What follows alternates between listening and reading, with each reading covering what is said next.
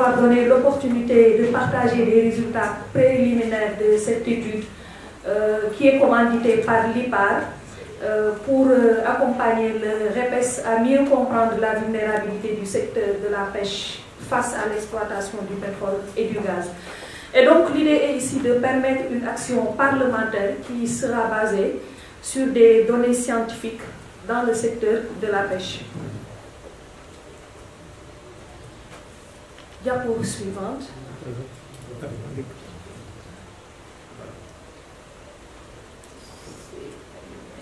La distance n'est pas trop. C'est la portée suffisante. Suivante. Donc, le plan de ma présentation. On veut vérifier si avec ton ordinateur, est-ce qu'en ligne, ils suivent. On n'est pas sûr. On n'est pas sûr. Il vaut mieux parler. C'est bon, j'ai partagé. C'est ça, hein? Il a partagé l'écran. Non, c'est pas le diaporama, c'est ta voix. On n'est pas sûr que avec ton ordinateur. La présentation s'articule autour de ces points suivants. D'abord, je vais faire un contexte du secteur de la pêche et de la situation pétro-gazière au Sénégal. Vous parlez ensuite des objectifs de l'étude, passer à la méthodologie adoptée. Je vais également aborder des limites qu'on a eu on a été confronté à quand même certaines limites avant de passer aux résultats et aux recommandations. Diapositive suivante. Donc ici, je voudrais juste faire le contexte, la situation de la pêche artisanale.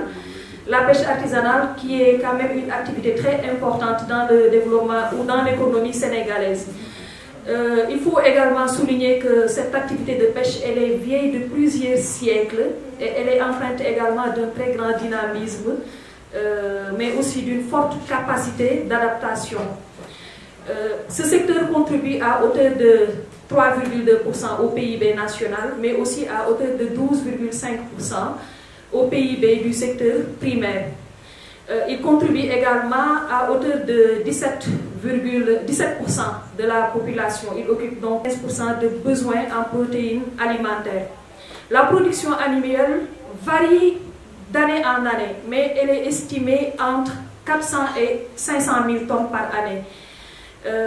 Cette activité également est répartie entre deux principales grandes activités, la pêche industrielle et la pêche artisanale. La pêche artisanale qui assure à elle seule 76% des mises à terre selon les données de la direction des pêches. On a également estimé le parc piroguier sénégalais à plus de 27 000 pirogues en tout cas actives sur le littoral sénégalais. Donc ce secteur assure aussi une contribution aux revenus des populations ou des communautés pêcheurs, mais aussi à la satisfaction des besoins des communautés en matière de protéines, mais aussi il assure une stabilité sociale. Si vous regardez un peu la figure ou le graphique à côté, il illustre un peu la situation ou l'évolution du secteur de la pêche en termes de mise à terre, des années 1976 à, disons, 2018. Et on voit que c'est une évolution qui fluctue d'année en année, qui varie d'année en année. Et les captures ou les mises à terre avoisinent environ 500 000 tonnes. Diapositive suivante. Cependant, il faut noter que le secteur de la pêche artisanale est quand même confronté à une crise qui ne date pas d'aujourd'hui. C'est une crise qu'on a notée depuis les années 80, voire même 70. Et cette crise est liée à des dysfonctionnements sociaux, environnementaux, mais également économiques. Des dysfonctionnements qui sont liés à une pression multifactorielle dont les causes sont bien connues. Je pense que mes prédécesseurs en ont largement parlé hier. Matérielle et humaine du secteur, caractérisée aussi par une expansion incontrôlée d'une flottille qui est de plus en plus performante. Il y a aussi ce qu'on appelle la présence d'une pêche illégale non déclarée et non réglementée, qui est opérée ici par des bateaux étrangers, mais aussi la question liée à la pollution d'origine diverse, mais également les changements climatiques. Et tous ces facteurs-là ont comme conséquence la dégradation des ressources qui augmente ou accentue la fragilité des écosystèmes littoraux et marins, des écosystèmes littoraux. On a également une baisse des captures, un appauvrissement des stocks de poissons, mais aussi la faiblesse de l'approvisionnement des marchés et également une baisse de la rentabilité et des revenus des communautés, ce qui à la longue va conduire à leur paupérisation. Alors, à côté de la pêche, on a dans un milieu où on note quand même une longue tradition de pêche, des découvertes de pétrole et de gaz.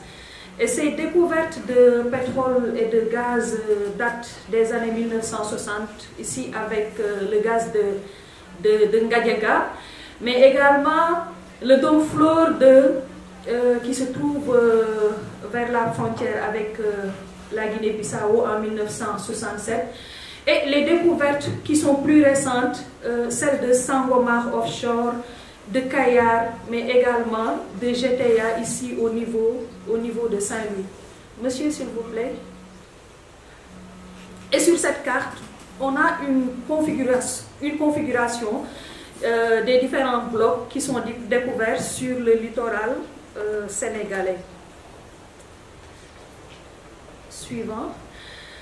Cette figure quand même illustre un peu l'estimation ici en termes de jugement de gaz. Les réserves sont à peu près estimées pour Yakar à 420 milliards de mètres cubes. Pour Teranga, on a ici 140 milliards de mètres cubes. À Sangomar, on a 70 milliards de mètres cubes. Et à GTA, précisément ici à Saint-Louis, les réserves sont estimées à 560 milliards de mètres cubes, dont 50% quand même pour le Sénégal. Pour ce qui est du pétrole, on a le Sangomar offshore qui est estimé à 250 millions de barils récupérables. Le dôme Flore avec 1 milliard de barils pour... ça c'est du pétrole lourd. On a le Sangomar Nord-Oga également qui est estimé à 100 millions de barils récupérables. À Sangomar également sud, on a 630 millions de barils récupérables et à Sangomar offshore, 50 millions de barils. Donc, vous voyez que c'est quand même des gisements ou des réserves assez importantes pour le pays. En termes de perspective d'exploitation, nous savons tous que le Sénégal a décidé quand même d'exploiter ses ressources entre 2022 et 2023. Et les compagnies, en tout cas, qui se sont positionnées pour le moment sur ces questions-là sont BP, ici à Saint-Louis notamment. On a Woodside à Sangomar, mais également Total vers Kayar. Et l'État met l'accent surtout sur 3 grands projets d'extraction. Il s'agit du gaz de GTA, qui est un gisement en commun avec la Mauritanie, exploitable environ sur une durée de 30 ans. Il y a aussi le gaz de Yakar-Teranga. Pour ce qui est de Yakar, la première phase de développement de ce projet est exclusivement dédiée à la consommation locale, donc pour alimenter un peu le pays. Le pétrole de Sangomar, lui aussi, est exploitable et que la distance de ces gisements la distance qui est entre les gisements et le littoral est à peu près de 70 km. Donc c'est très proche de tout ce qui est aire protégée qui se situe le long de cet espace insulaire. Et pour ces aires protégées, on a l'AMP de Sangomar, l'aire marine protégée de Joal-Fadiouth, qui sont quand même des zones très riches en biodiversité marine et côtière. Ce qui nous amène ici à signaler que l'objectif de l'étude est quand même d'anticiper et d'analyser la situation actuelle et future de l'impact des activités pétro-gazières en mer sur la pêche, afin de faciliter l'action des parlementaires. Et plus spécifiquement, il s'agira ici d'effectuer une revue critique du suivi et du contrôle environnemental ou environnementaux des activités pétrolières et gazières, de révéler les forces et faiblesses, mais également les opportunités et contraintes de l'exploitation des hydrocarbures sur la pêche. Un deuxième objectif spécifique, il s'agit d'analyser et de comprendre la possible cohabitation entre les deux activités, mais également de voir comment est-ce qu'on fera pour sécuriser le système de pêcherie qui existe et d'assurer le maintien des communautés littorales traditionnelles. Un troisième objectif, il s'agit de formuler des recommandations issues de ces travaux-là, relatives notamment à la vulnérabilité du secteur de la pêche, la préservation de l'environnement marin et côtier, mais aussi la sauvegarde des zones de pêche, le maintien de la biodiversité, aussi les apports des activités pétrolières et gazières en termes de compensation dédiée dans le cadre du contenu local. Alors, pour faire ce travail, nous avons adopté une démarche méthodologique qui repose dans un premier temps essentiellement sur une revue de la bibliographie, une revue documentaire pour voir la disponibilité en termes d'informations sur la pêche, mais aussi sur le secteur pétrolier et gazier. Et dans un premier temps, on a fait recours en tout cas à tout ce qui est documents de thèse, rapports, mémoires, entre autres. Et cela nous a permis d'identifier les problématiques liées à la pêche, mais également de voir des indicateurs environnementaux, sociaux et économiques, ainsi que des données de base pour caractériser la vulnérabilité du secteur de la pêche. Ça a été aussi axé sur les données de suivi et de contrôle environnementaux de l'exploitation du pétrole et du gaz pour définir la situation de référence des différentes composantes du milieu marin. Alors, on a utilisé comme outil de collecte de données et en termes de choix des acteurs à interroger, on a jugé nécessaire quand même de faire des focus group, mais également des entretiens individuels. Pour ce qui est des focus group, nous nous sommes adressés aux communautés de pêcheurs, notamment les CLPA, les syndicats autonomes de pêcheurs, mais également les services de surveillance de la pêche, entre autres. Et ce travail de premier temps a permis en tout cas de comprendre ou d'appréhender leurs préoccupations, attentes et craintes en rapport avec l'exploitation du pétrole et du gaz. En termes de traitement d'informations, on a essayé de faire le croisement de toutes ces informations collectées sur le terrain, de les confronter, les évaluer afin de produire un rapport de synthèse. Et ces photos illustrent plus ou moins les différentes rencontres qu'on a eu à tenir à Saint-Louis, dans le delta du Saloum, à Mbour, à Kayar. Voilà, je pense que c'est les sites qu'on a eu pour le moment à faire. Donc, si nous prenons par exemple le cas de Saint-Louis, on s'est adressé aux pêcheurs, le syndicat autonome des pêcheurs, mais également le CLPA. On a eu à interroger également les conservateurs de l'aire marine protégée de Saint-Louis avec son comité de gestion. On a échangé avec l'équipe de l'université de Gaston Berger, notamment le Master Gaët et la faculté des sciences juridiques. On a échangé également avec la municipalité de Saint-Louis. À Niodior, Dionewar, dans le delta du Saloum, nous avons échangé avec les municipalités de Niodior, Dionewar, les chefs de village de ces deux villages-là, l'adjoint du conservateur de l'AMP de Sangomar, les délégués des quartiers, mais également les présidents de commissions qui s'occupent de l'environnement. Sans oublier les fédérations de femmes qui travaillent dans l'exploitation des mollusques. À Palmarin, le même travail a été effectué avec la municipalité et l'adjoint du conservateur. À Kayar, on a fait la même chose. Pour ce qui est des compagnies, notamment basées à Dakar, on a eu à échanger avec BP, l'équipe de BP, l'équipe de Woodside, la direction de l'environnement, mais aussi la ASMAR, l'ITIE et la direction de la protection et de la surveillance des pêches. Ce qui nous amène à rapidement noter d'abord dans un premier temps les limites auxquelles on a été confronté, parce qu'il y a quand même certaines personnes, ressources clés, qu'on n'a pas pu voir, mais on envisage de poursuivre les rencontres. Et il s'agit ici principalement du COS-Petrogaz, le Conseil économique, social et environnemental, la HCCT, Petrosen, l'agence également qui s'occupe de la gestion et de la coopération entre le Sénégal et la Guinée, les acteurs de la pêche industrielle et ceux de la Casamance, des ONG comme le PRSEM, la MAVA, l'UICN, CSRP, Wetlands International, ENDA entre autres, et des institutions de recherche et de formation comme l'IUPA, l'IST, l'Institut des sciences de l'environnement, l'Université Sine Saloum, qui certainement seront programmées dans les visites à venir. Suivant. Alors, ce qui nous amène à avoir dans un premier temps ces résultats. Donc, les résultats que je vais vous présenter vont porter sur les risques et impacts potentiels de l'extraction des hydrocarbures en milieu offshore.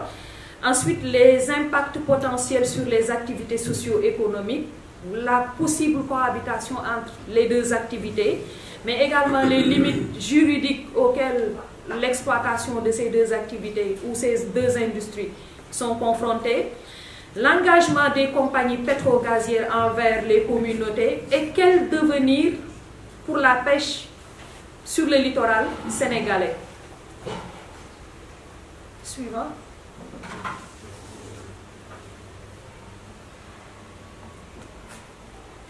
Alors, pour ce qui est des risques et impacts potentiels de l'extraction des hydrocarbures sur les écosystèmes marins et côtiers, on a noté quand même qu'il y a des risques potentiels, des risques liés à la pollution sonore de par la vibration, les émissions de bruit, mais également des risques chimiques liés au rejet de matières dangereuses et des hydrocarbures. On a également des fuites de produits toxiques, des risques liés aux marées noires, mais aussi des émissions dans l'air, l'eau et les sols. On a aussi l'accroissement du trafic maritime qui sera noté sur le milieu marin, sans oublier des questions liées au déversement, explosion et incendie. Et à côté de cela, on a spécifiquement noté des risques potentiels sur des zones sensibles.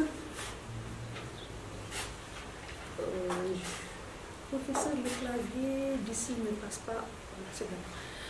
Donc, sur les zones sensibles de reproduction, par exemple, et les endroits peu profonds, on a noté que dans ces zones, comme les estuaires, les zones humides côtières, mais également les mangroves, les risques sont très marqués.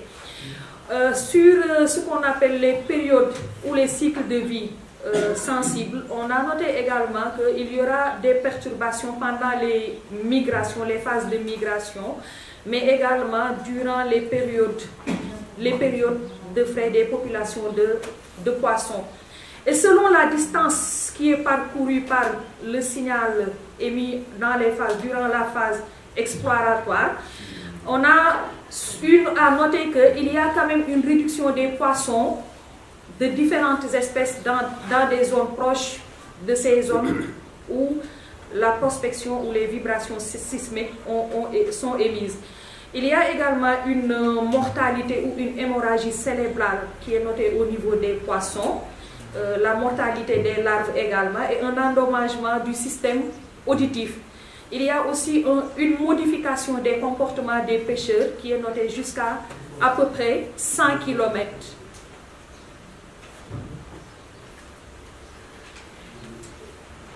Pour ce qui est des impacts potentiels, il y a la destruction des unités écologiques de mangroves sensibles, sans oublier la perturbation de la migration et des périodes de ponte des œufs. On a la raréfaction des espèces, de certaines espèces qui sont perturbées durant la chaîne alimentaire. On a aussi l'augmentation de l'effort de pêche, la migration de certains groupes d'espèces de poissons et l'inaccessibilité surtout dans certaines zones de pêche, sans oublier la perte d'emploi que cela va causer dans le secteur de la pêche. Sur les activités socio-économiques, les enquêtes qu'on a eu à faire quand même a montré qu'il y a un chevauchement des usages dans un espace marin qui est traditionnellement exploité par des pêcheurs. Ici, particulièrement à Saint-Louis, les pêcheurs qu'on a interrogés quand même ont eu à souligner que les plateformes, ou en tout cas certaines zones d'exploitation des hydrocarbures, se sont superposées à leur zone de pêche ou à leur rocher qui s'appelle Diatar. Il y a également l'érection d'une zone d'exclusion de 500 mètres de rayon qui est imposée par les plateformes. Et ces photos à droite illustrent carrément les caissons, par exemple, qui ont été implantées il y a de cela quelques mois et qui contribuent quand même à la réduction des espaces de pêche de ces sociétés ou communautés traditionnelles. Ce qui fait que les pêcheurs sont confrontés de plus en plus quand même à une difficulté à utiliser certains engins de pêche. Il y en a certains qui ont l'habitude d'utiliser la pêche à la ligne ou le fêlé-fêlé. Ceux-là quand même sont confrontés présentement à d'énormes problèmes sur un territoire qu'ils occupaient traditionnellement et qui est présentement occupé par ou partagé par avec une autre industrie. Alors, ceci amène à ce qu'on appelle une baisse temporaire des captures qui peut être notée à hauteur de moins 70% sur les eaux côtières et à moins 40% dans les eaux profondes dû à la phase exploratoire. Il y a également ce qu'on appelle des craintes de réduction des prises qui nécessairement vont affecter les revenus des pêcheurs. Il y a également la crainte de disparition d'un mode de vie qui est érigé depuis plusieurs siècles contre une activité pétrolière et gazière qui ne sera présente que pendant 30 ou maximum 50 ans. Des risques de conflit également ont été notés, soulevés à travers nos enquêtes, ce qui rend de plus en plus ou peut empêcher en tout cas le développement de l'une des activités sur cet espace-là. En termes de résultats 3 et qui portent sur la cohabitation de la pêche et des activités pétrolières et gazières, les pêcheurs interrogés en tout cas sont entre espoir et inquiétude. Et ce qui est le plus remarqué, c'est que il y a plus d'inquiétude quand même que d'espoir. Les pêcheurs appréhendent avec beaucoup d'inquiétude l'exploitation du pétrole et du gaz sur leur espace traditionnel. Et c'est ça qui fait que la cohabitation entre ces deux activités est plus ou moins vue d'un mauvais œil d'après le résultat de nos enquêtes. Parce qu'il y a un espace de pêche qui est de plus en plus réduit. Si on prend l'exemple de Saint-Louis, les pêcheurs sont coincés entre l'aire marine protégée et la frontière au nord à Saint-Louis.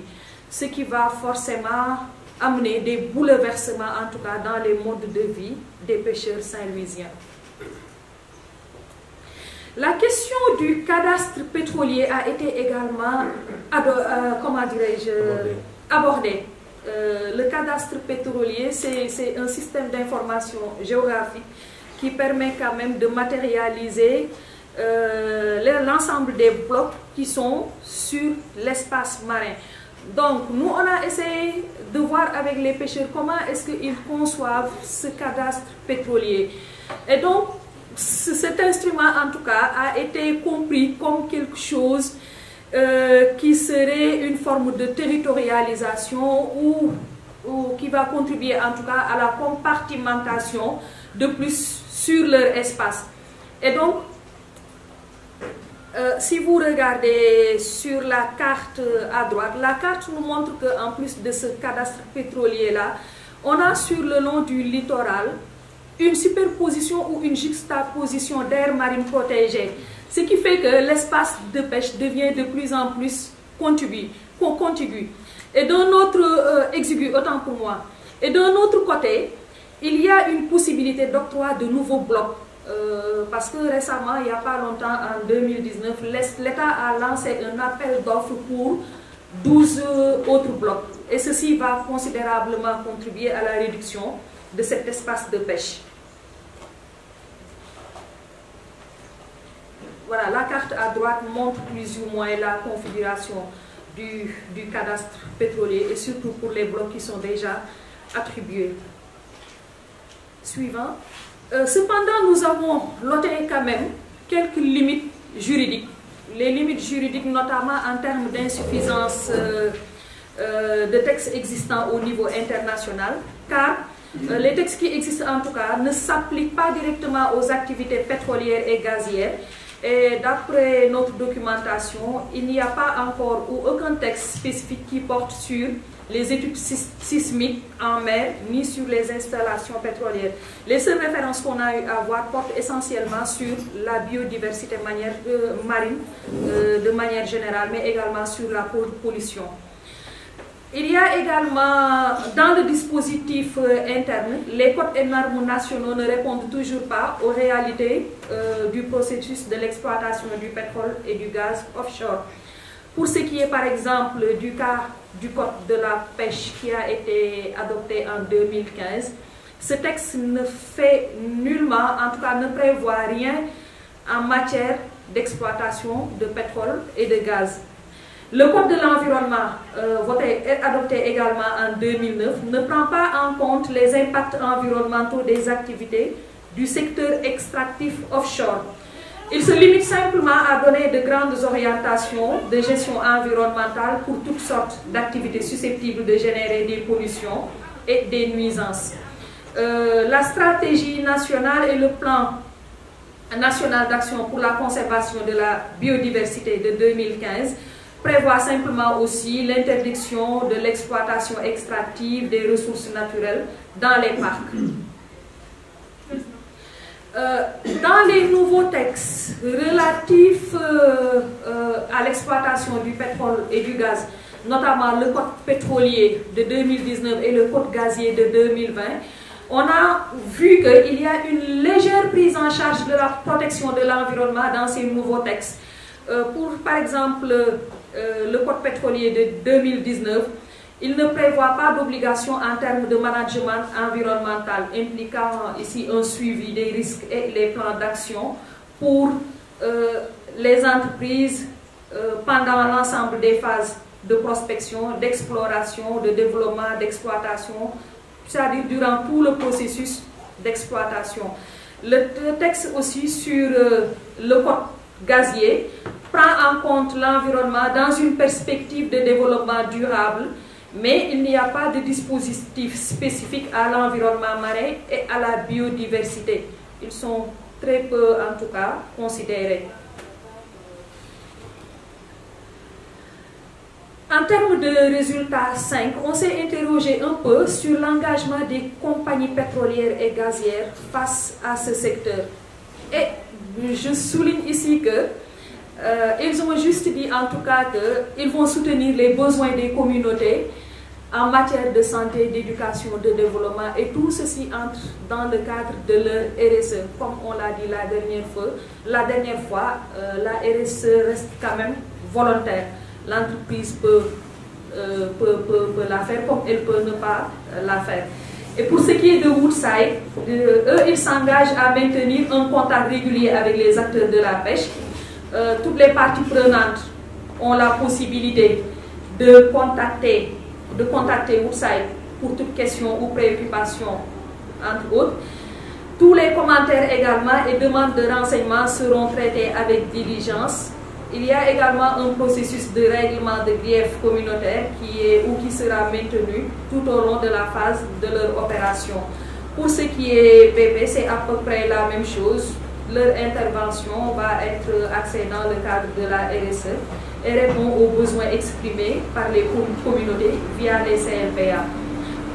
Mais d'après en tout cas les résultats, on ne voit pas d'engagement spécifique qui va dans le sens de maintenir l'activité de pêche. Et là, on se pose quel devenir pour la pêche. Cette question, on se la pose parce que le combat n'est pas égal entre les deux industries. C'est des pêcheurs, le plus souvent des artisans pêcheurs, et une infime partie qui est dans le secteur de la pêche industrielle.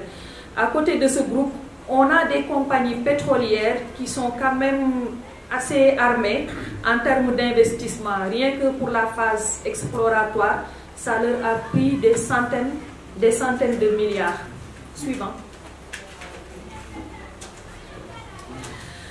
La question se pose, comment va-t-on faire pour sauver l'économie halieutique face à l'hégémonie des compagnies pétrolières et gazières sur une zone maritime d'intérêt commun? Dans tous les cas, l'État a décidé de partager, donc il va falloir qu'il y ait un engagement d'abord de l'État à vouloir maintenir la pêche à son niveau actuel de l'économie.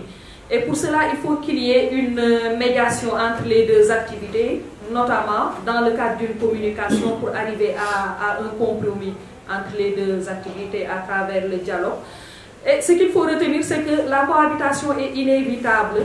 L'exploitation pétrolière gazière, est-ce qu'on devrait arriver quand même à faire engager les communautés, à donner toutes les garanties et fournir les compensations nécessaires pour le maintien de l'activité de pêche. Mais aussi, on a noté que du côté des pêcheurs, quand même, il faut qu'il y ait un changement de paradigme. Un changement de paradigme pour arriver quand même à diversifier les sources de revenus, même si on sait que ça va être difficile. Et éviter, l'État aussi doit éviter de se focaliser que sur le pétrole. On a vu des pays qui l'ont fait et le résultat n'est pas en tout cas ce qui a été souhaité. L'État doit également prendre la responsabilité de relever ici le défi de la transparence auprès des communautés traditionnelles de pêcheurs. L'ITIE est en train de faire un travail, mais c'est à améliorer également. Les multinationales également doivent se mettre dans cette perspective pour partager la bonne information. Il faut aussi adopter et faire émerger des pratiques de pêche plus rationnelles et plus durables. Il faut également qu'on se prépare au nouveau métier du pétrole pour pouvoir au moins bénéficier du contenu local. Et pour cela, il est important de mettre à niveau nos parents pêcheurs ou toute autre personne en tout cas qui voudra bénéficier de ce contenu local. Et en termes de recommandations, est-ce que vous pouvez cliquer encore? J'ai l'impression que voilà, je suis désolée pour ça. En termes de recommandations pour les parlementaires, nous pensons qu'il est nécessaire dans un premier temps de tout faire pour garantir le maintien du niveau actuel de développement socio-économique de la pêche et de la sécurité alimentaire face au revers du pétrole et du gaz.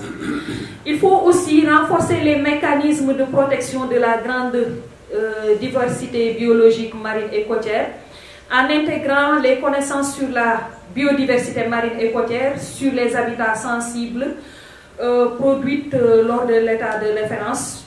J'avoue qu'il n'en existe pas. Nos enquêtes, en tout cas, ont montré qu'il n'existe pas d'état de référence zéro avant la phase exploratoire. Et il faut aussi prendre en compte les mesures anticipatives pour reconstituer l'écosystème. Nous avons également jugé nécessaire de mettre l'accent sur la mise en place d'un cadre juridique clair basé sur des normes en adéquation avec les spécificités des activités pétrolières et gazières, ainsi que harmoniser les textes régissant les secteurs d'activité comme le code pétrolier, le code marchand, de la marine marchande, le code de l'environnement qui a été adopté bien avant les nouvelles découvertes, donc cela nécessite d'être mis à jour. Le code de la pêche qui malheureusement ne prévoit rien pour ces questions-là, mais également le code de la chasse sur lequel s'appuient les agents des aires marines protégées par exemple. Il faut aussi renforcer la recherche sur les écosystèmes marins et côtiers afin d'identifier les zones sensibles ou les zones les plus sensibles, les cartographier pour leur prise en compte dans le futur cadastre pétrolier. Il faut également accélérer le processus de ratification et de domestication du protocole du protocole additionnel de la Convention d'Abidjan selon les modalités préalablement définies pour parvenir et répondre aux problèmes environnementaux pouvant découler de l'exploitation des hydrocarbures. Suivant.